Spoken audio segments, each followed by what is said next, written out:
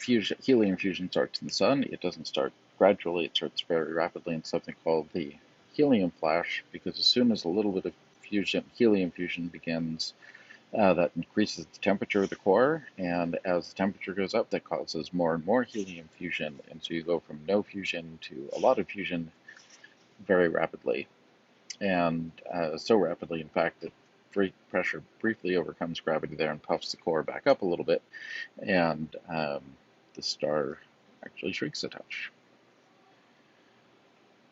So eventually the helium in the core runs out, just like the hydrogen in the core ran out. And when the helium runs out, you're left with a core of mostly carbon, surrounded by a thin shell of material which is burning helium, and that's surrounded by a thin shell of material that's burning hydrogen. In both cases, burning here means fusion.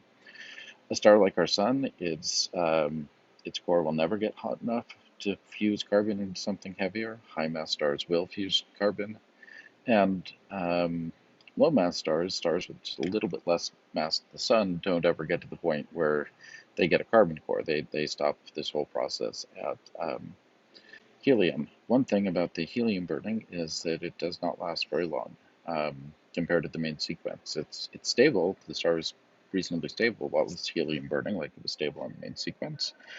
But our sun spends 1,000 million years, or sorry, 10,000 million years on the main sequence, and only 100 million years um, burning helium or fusing helium.